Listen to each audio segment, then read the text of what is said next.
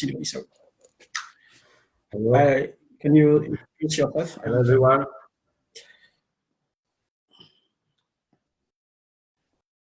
Yes, you can speak. You can go ahead. I can hear you good. Yeah, I too can hear you. So I guess we can move on by starting with Wlaa. Hello, good evening. Thank you for having me tonight. Yes, Professor Agostinho, you can explain your ideas about this subject. Okay, we have decided to make another discussion on the Libya issue, especially by talking of the post-Gaddafi Libya, seeing that in the previous discussion, which was organized on last Sunday, we discussed the whole history of Libya since 1969, when Gaddafi took power from the King Idris I. So today we are going to discuss the post-Gaddafi Libya from 2011 onwards, and we are having again Wlaa, which is a political scientist, and also we have Ignacio, who is also a political scientist, and then of course the moderator, who is a Ph.D. candidate, Christopher Bitouloulou. So if we all ready, let's start the discussion by inviting Wlaa to take the floor. Hello again. I thank you for having me with you. I will start talking about the Libyan civil war in 2011 and about the military intervention in Libya at that time. Well, in early 2011, a civil war broke out in the context of the wider Arab Spring. The anti-Gaddafi forces formed a committee named a National Council in February 2011. It was the mean to act as an authority in the rebel-controlled areas after the government began to rule back the rebels and a number of the atrocities were committed by both sides. A multinational coalition led by NATO forces intervened in March 2011 to protect civilians against the attack by the government forces.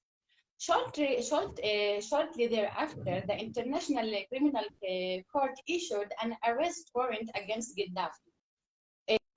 And he introduced on the June 2011. Gaddafi was ousted from power in the wake of the fall of Tripoli on the rebel forces on August 2011.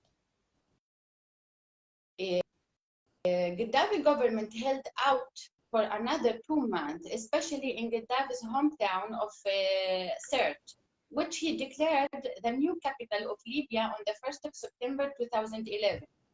His Jamahiriya regime came to an end the following month, culminating on October 2011 with Sirte's capture, NATO airstrikes against Gaddafi, escape convoy, and his killing by rebel fighters. After the National Council declared that the country has been liberated in October 2011. It began a process to form a new government, prepare for election, and prosecute former Gaddafi officials. In the absence and the organized military armed militias of former rebels continued to assert their role as a guardian of the revolution around the country. And there were reports of vigilance justice and clashes between rebel militias. International organizations voiced their concerns over the proliferation of weapons in the region and the risk that they may fall into hands of Islamic militias. The aftermath of the Libyan civil war has been marked change in the social and political order of Libya. After the overthrow and killing of Muammar Gaddafi in the civil war, the country has been subject to ongoing proliferation of weapons, violence, and lawlessness, affecting even neighboring countries, especially Mali.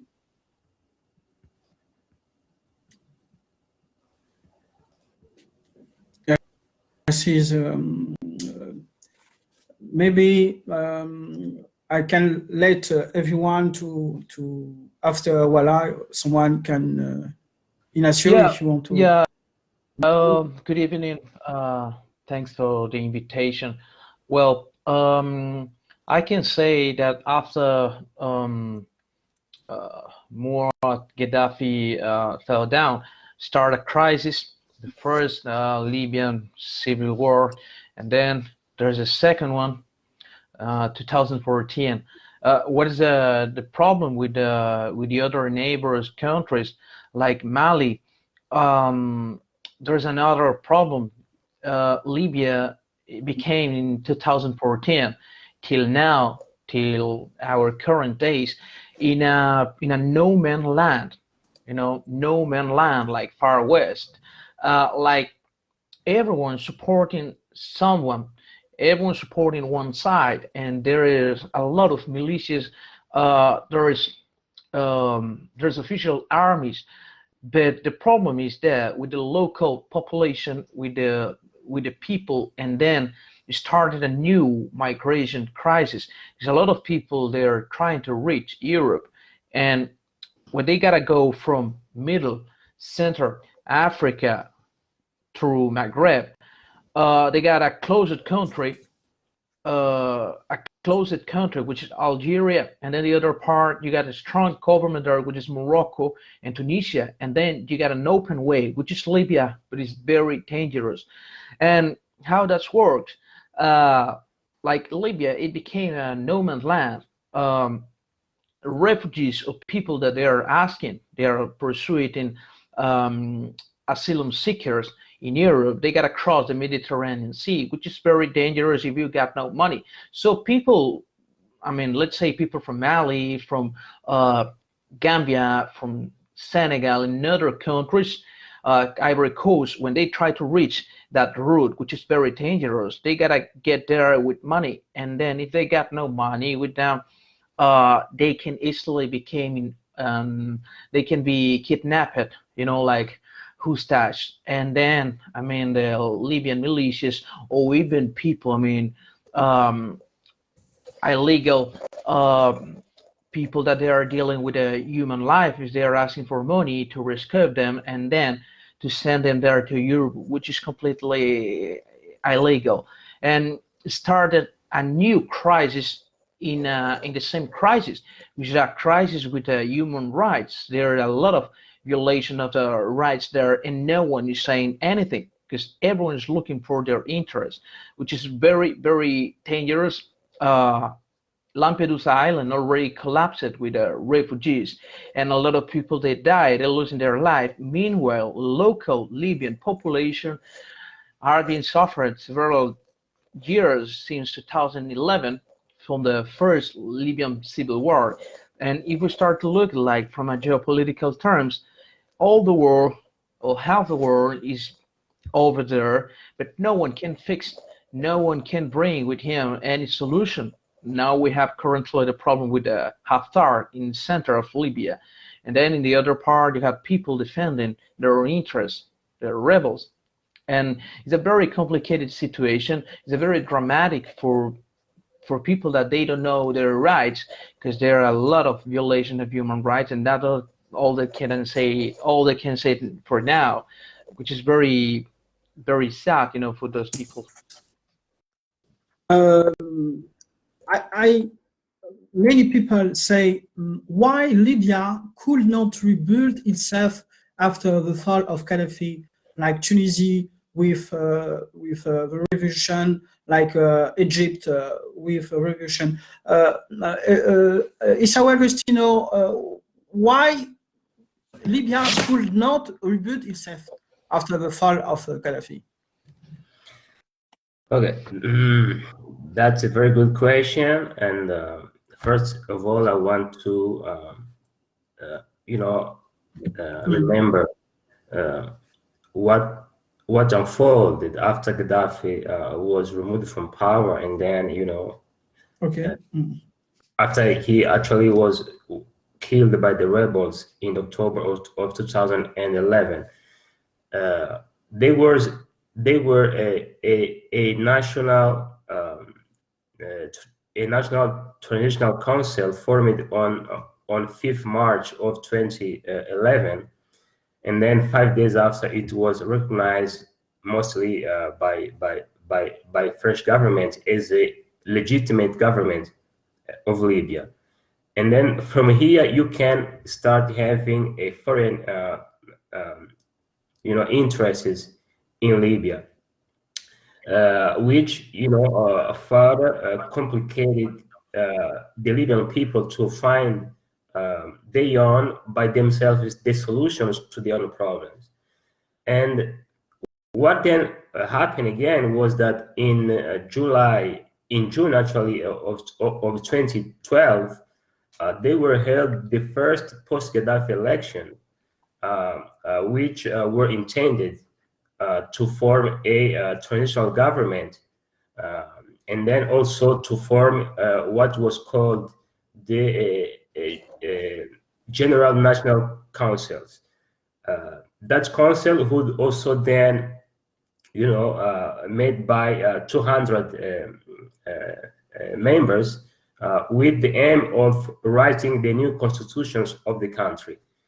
The problem is that the National Transitional Council, which was actually in power, then did not want that that council would be coming from the Congress, but it preferred that they would be directly elected by the Libyan people.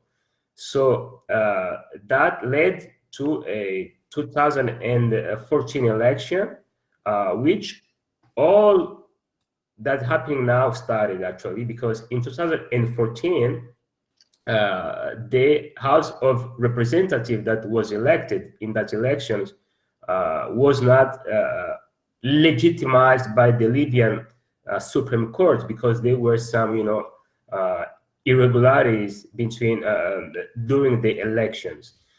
Even though the Libyan authorities did not recognize that House of Representatives, the United Nations Special Mission in Libya did so, and that somehow complicated the whole situation, because from then on you had two parliaments in Libya, one which was set in Tripoli, and another one which was set in Tobruk, in order to help Libyan people once again to find their own way out.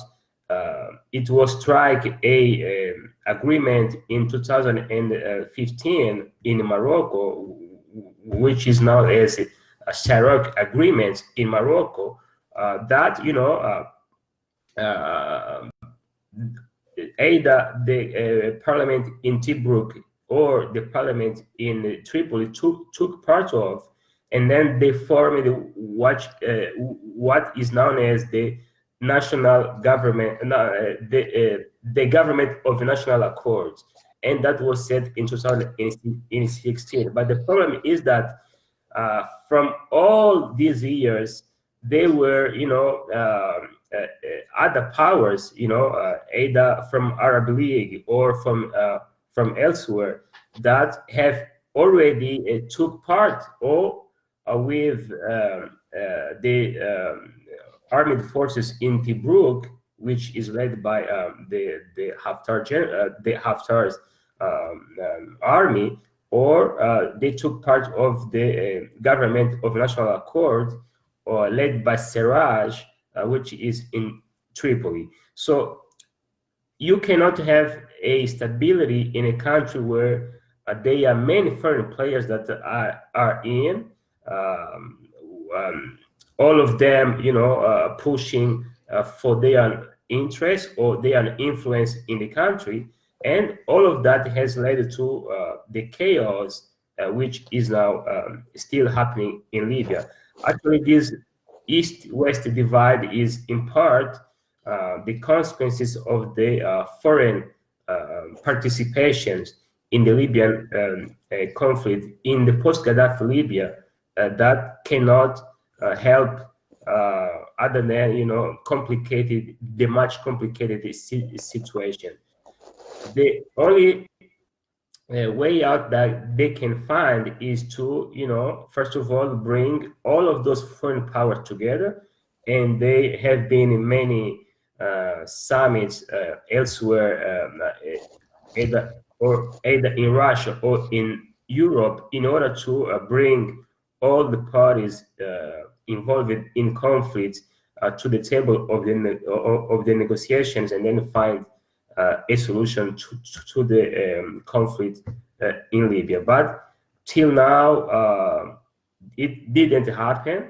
The situation, if you want to make a comparison with what happened in Libya, you did not have much foreign intervention in Tunisia as you are having in Libya. Maybe, you know, because Libya has much needed oil and much needed resources, and has a very strategic position, other than Tunisia or even Egypt. But it's also maybe seen as what was happening during the Gaddafi regime, which we have discussed in the previous meeting.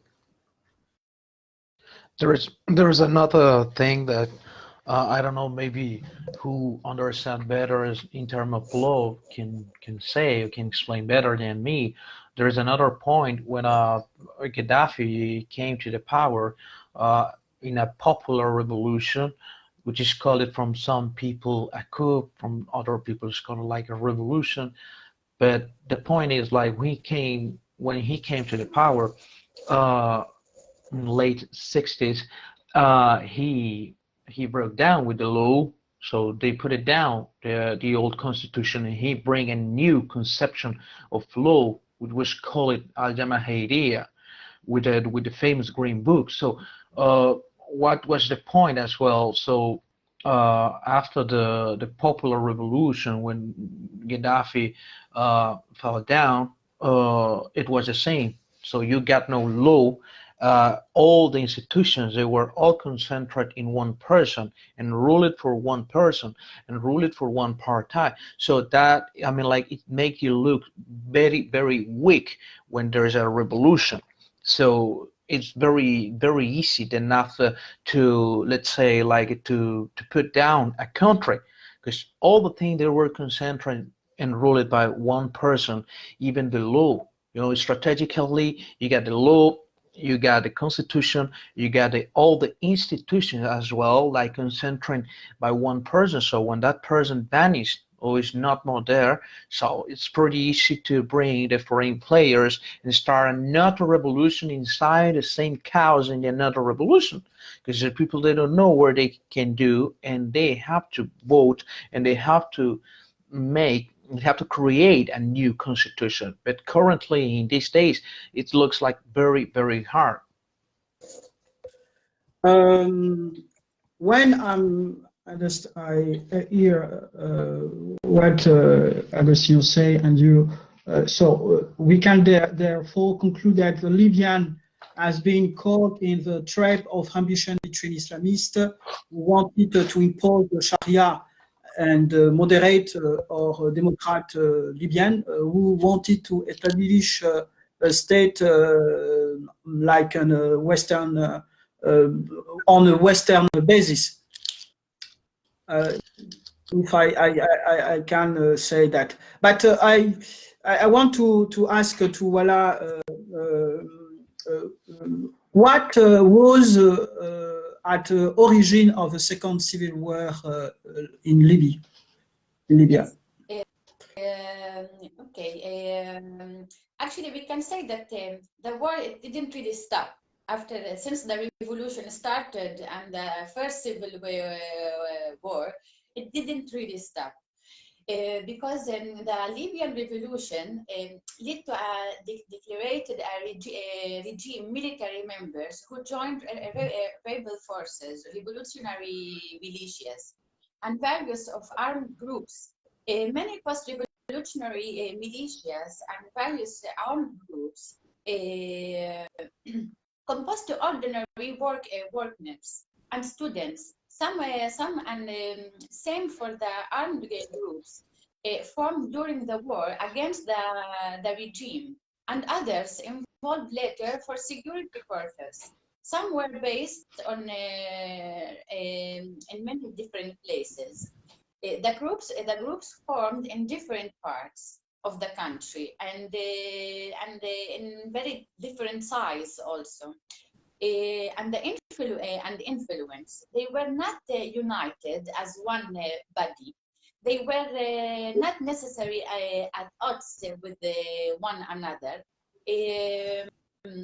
but the majority skilled and experienced fighters weapon. Some militias evolved from criminals networks and violent extremist gangs, quite different from the other militias seeking to provide protection, for example. After the first Libyan civil war, violence occurred involving various armed groups who used to fight against Gaddafi at the beginning. But they refused to lay down their arms when the war ended in October 2011. Some militias shift from merely denying the surrender of their weapons and actively asserting continuing political rules as to continue with their political rules as the guardians of the revolution, with hundreds of local armed groups following the complex security vacuum led by the fall of Gaddafi. Before the official end of the hostilities between the loyalties and opposition forces, there were reports and clashes between rival militias, revenge and killing. In dealing with the number of unregulated armed group, the National and Transnational Council called for all armed groups in the region to register and unite under the Ministry of Defense. This placing mean armed groups on the payroll of the government. This gave a degree and legitimacy to many armed groups, including General Khalifa Haftar, who registered his armed group under the Ministry of Defense as the Libyan National Army. And actually, this is the same name he used for his anti-Gaddafi forces after the 1980s war between or conflict between Chad and Libya. On September 2012, militias allied with Al-Qaeda and attacked the U.S. consulate in Benghazi, killing the U.S. ambassador and 3 others. That prompted a popular outcry against the semi-legal militias that they were still operating and resulted in the storming of several Islamist militias bases and by protesters. A large-scale government crackdown followed on non-militias, with the Libya army rendering several non-illegal militias headquarters and ordering them to disband. The violence eventually escalated into the second Libyan civil war.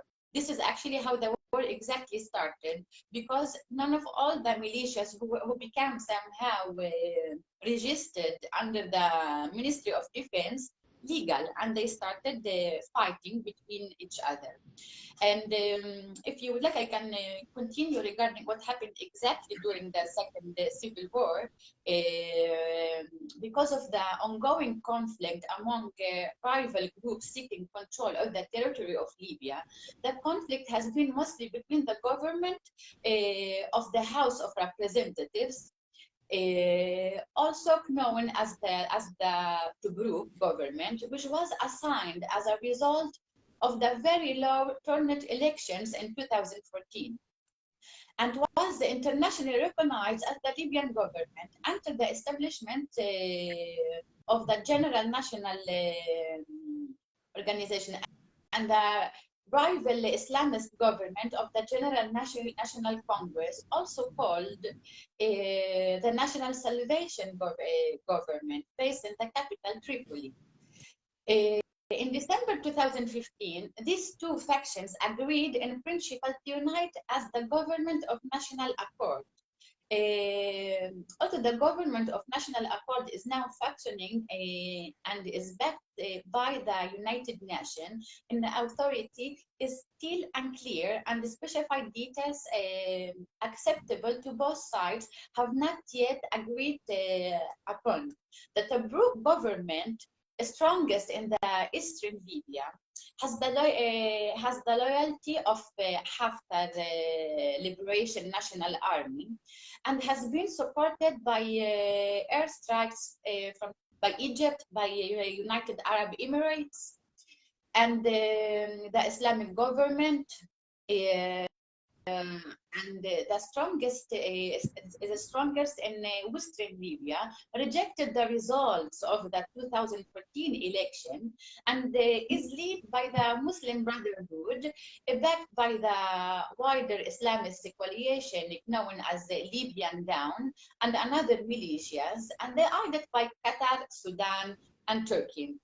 In addition to this, there are also similar rivals groups, the Islamic Shura Council of Benghazi Revolutionaries, led by Ansar al-Sharia in Libya, which has the support of the General National Council, and the Islamic States of Iraq and Lebanon's country, ISIS or IL. Libyan provinces, as well as the Tawarig militias of Wlaa, controlling desert area in the southwest, and the local forces in Misrata district, controlling the towns of Bani Walid and Al Tawarig in the desert in very, very huge areas. The bringers of the coalition, if armed group that sometimes change sides. Since 2015, there have been many political developments. The United Nations broke a ceasefire in December 2015, and on March 2016, the leaders of the new United Nations support United Government arrived in Tripoli on April. The Islamist government in Western Libya announced that it was suspending operation and handing power to the new unity government, officially named the Government of National Accord. Also, it was not yet clear whether the new arrangement would succeed. And in July, rival leaders reached an agreement to unify the eastern and western managements of Libya National Oil Corporation. As of August, the United government still had not received the approval of Haftar's supporters of the Tobruk government. And on 11th of September, a general boasted of his political leverage of seizing control of two key oil terminals. Haftar reached an agreement for increasing oil production and export, and all 9 of Libya's major terminals were operating again in January 2017. And finally, in December 2017, the Libyan National Army seized Benghazi after 3 years of fighting. In February 2019, the Al-Qaeda victory on the Battle of Derma, and then launched a major offensive in April 2019 in attempt to seize Tripoli. And in June 2020, the area was captured. Captured all of the western Libya, including the capital Tripoli. The next days, both sides agreed to a ceasefire, and Khalifa Haftar failed the marshal on rejecting the ceasefire. And the spokesman Ahmad El-Misalmi missed the ceasefire, announcing as a ploy. And in August 2020, street protests took place in Tripoli, where hundreds of protested against them, living in very bad condition within the government. So after the incursion of Wlaa, we can understand easily there are many extant protagonists in this Libyan conflict. Yes, exactly. But I can ask because yeah. during the first and the second civil war, all the militias and all the armed groups, they refused to lay down their weapons. And during the war, they split in two groups, as I have said, in the east and west of Libya. Okay. I ask to Director Issau Agostinho, are we not witnessing the birth of a two-state? Do you believe that Libya will be able to rise from its ashes in the future? Can we have two countries? Maybe. No. What do you think? Yes, you have to understand that there is a possibility that Libya might be divided between two or three states, or at least two states. The state of the Tripolitania, made of with the capital in Tripoli, and on the other side the Cyrenaica region, made on the other side. So this would be somehow a repetition of what happened after at the end of the Italian occupation of Libya, when the country was under administration of the British, which was controlling the Tripolitania and the Cyrenaica, and France, which was controlling Fezzan, mostly because it was bordering the Niger country.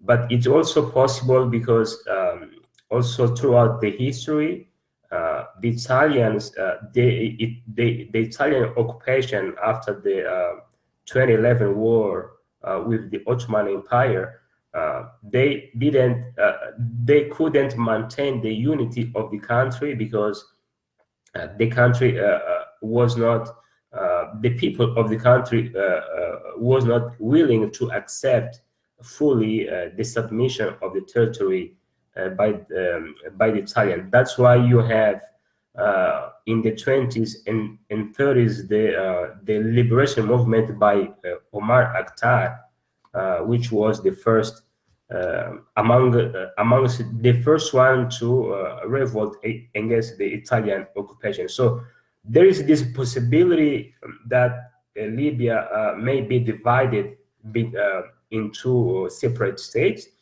just as what happened in Sudan in 2011. Now you having South Sudan, and then you having Sudan as well. Or for example, what happened even in 1993 between Ethiopia and Eritrea. Yeah. So there is a possibility that can be motivated by the interest of the many players that are in Libya, sustaining different sizes of the conflicts.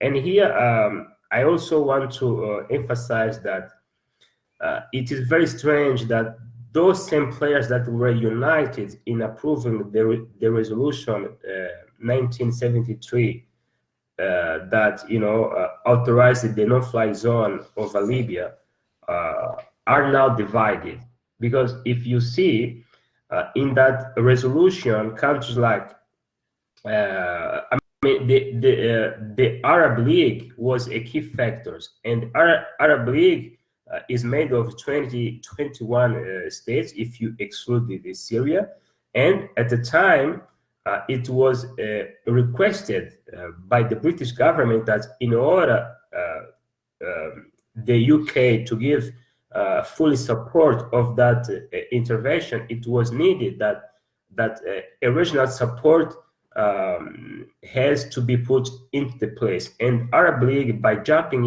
in the approving the resolution or in supporting that resolution, it actually gave a green light in order the other countries to intervene. So if you see that Arab League is made of 22 or 21 state members, that green light may also means that all the 22 member states were actually united in order to set or put the condition that afterward dictated the end of the Gaddafi regime. So right now you are having those same Arab states that are now divided. You can see, and this is according to Issau Agostinho, which is an actor of the L'Édition d'État in France, who says, for example, that Haftar is supported by, as also Wlaa said, is supported by Egypt, by Saudi Arabia, by the United Arab Emirates, and on the other side you are having al-Sarraj, which is supported by Turkey, Qatar, Jordan. So those Arab states that would be united in order to maintain the integrity of the country are also fighting in the Libya on the opposing sides.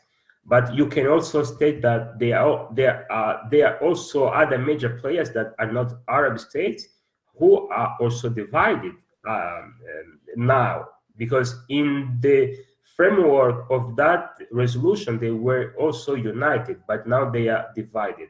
For instance, Italy is supporting al-Sarraj, but it is intended that France is supporting Haftar. Yes. Yes, and lately you have seen the president of Egypt, al-Sisi, going to France in order to find with the counterpart of France a way to somehow contain the Turkey intervention supporting al-Sarraj in Libya. So this framework, these conditions, these objective conditions, these military conditions may, in the long run, help split the country in many, or two or three states, according to how even the population will accept it or not. And to conclude, I have also to bring here to your attention the appreciation of an African actor, which is Eunuka, who says that, and I'm quoting, motivation to intervene in Libya was to a large extent propelled by other interests than humanitarian interest. And then he goes on saying that the foreign intervention is also a violation of a sovereignty of the Libya, which is a sacrosanct principle. So in the framework itself of adopting that resolutions, they were somehow the violations of international norms and principles, such as the integrity of the country and then the sovereignty of the same country, that now are have redacted in the divisions that you are having in Libya. So if the Libyan population, which is now somehow divided as well, if they do not, stand up and then fight for the unity of their country, it is very likely that in the long run, if the opposing parties do not come to an agreement, if not splitting the country in two separate states, that conflict is going to stay there for many years to come, saying that it has been in such conditions since toppling the Gaddafi regime in 2011.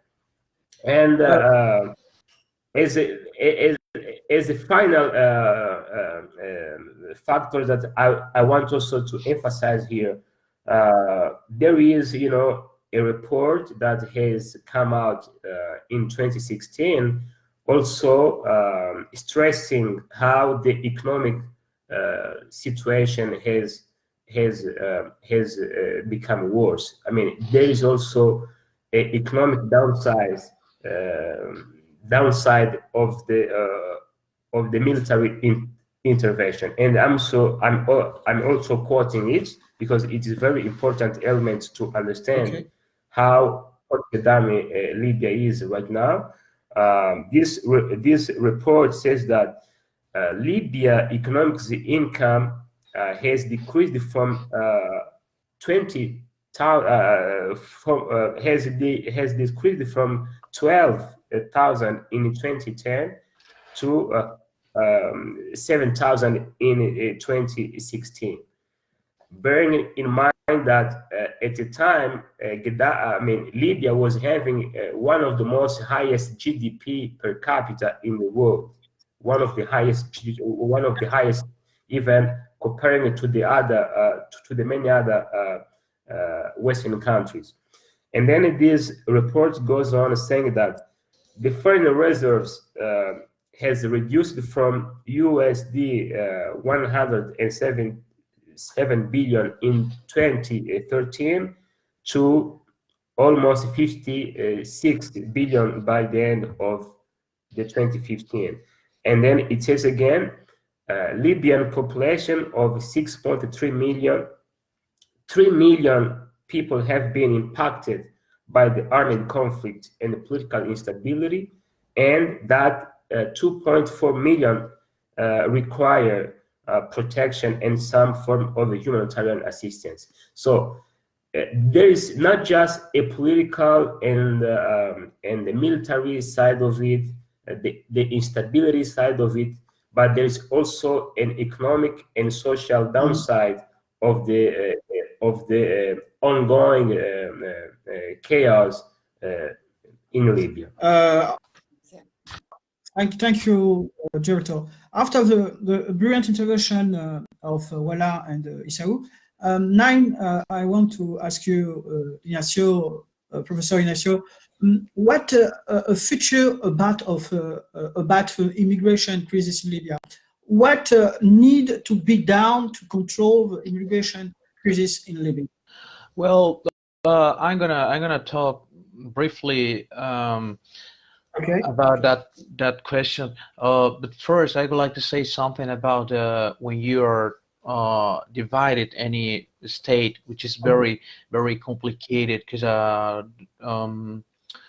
Director Issau was talking about maybe as a one solution to divide the Libya. I don't know if it would be I'm not defending it as a solution. I'm saying there is a possibility. Yeah, not there a is solution. A possibility to divide Libya. From my personal point of view, is very dangerous, because in the future will be the first option to any other conflict in the entire world. So that means there is a very weak diplomacy, and from the other part, there is a lot of people gain a lot of a lot of benefit from those conflicts. But talking on migration, well, I would say that if we start to look the current situation from Libya, Algeria, Tunisia, Morocco are very important countries from the geopolitical position that they have, and all of that countries, they have a very important number of young population.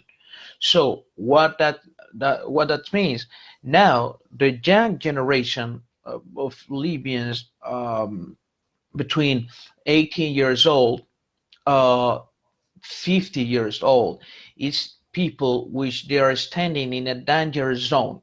So what does mean? They can go to the war, they can they can be captured, they can be forced to fight in a war that maybe they don't feel or they don't belong to, or the other option that they have is to stay there to protect their own houses, but they are not living, so that's not life. And the other option is the migration. So you are forcing all the people, all the people, the young generation, to go abroad to do what doesn't matter, but they will grow up in a personal, individual level. The country is not growing up. There is no factories producing now. There are foreign players taking control from all resources in Libya. So what that means? That means that there is a crisis, and you start with a country from zero. You can do a lot of things, but now the more important thing is to stop the conflict with some people that they really want to help in the conflict. So United Nations has no power there. Down there, there are a lot of militaries from many other countries. So Wlaa was talking on all the foreign players. Director was talking on the president from Egypt, from France, but from the other part we have Turkish forces there. They are sending militias. They are helping or not helping because no one is helping anyone. So I just saw a very gray, to don't say, I don't say like a negative perspective, but it's very, very, very dangerous a current situation because there is no future, no perspective for the younger new generations, and we have to have in consideration they are increasing in terms of demographical population. All those countries in North Africa, Maghreb, especially Libya. So if they are not stopping anything, still there will be another migrants that they are trying to pursue the Mediterranean route, and they will suffer it, and no one is saying it's doing anything. So as we know, there's a lot of government in Central Europe, populist government, Orban in Hungary, well, the Polish case as well, and now 50-50 the Italian case. So we have to open our eyes from that perspective. Is that all I can say till now? Yeah. Regarding, I would like to add something regarding the militias. As all of you has noticed that Libya is full of militias. Not only Libya, actually, many countries also around. And regarding the migration and the asylum seekers in Europe and in all this crisis, actually, you have to understand, as Ignacio has said, that many people are being used by the authorities. For example, now in these days, there are many militias in Libya who were sent from Turkey. And actually the fighters are Syrians who tried to escape and to go to Europe, for example. Yeah. Okay, we are if we have only 5 minutes. If someone can add some idea before to conclude. Issau, Gertrude? I think that we have said enough, isn't it? If you want to jump in, you can go ahead. Okay, so thank you to the viewer and the speaker. Tonight we have probably touched on one of the hottest topic on the continent, that to say a conflict or in Libya, but we have give the answer as we can. So good night and bye bye. Bye bye. Thank you. Thank you. Bye. Thank you. Bye. Thank you.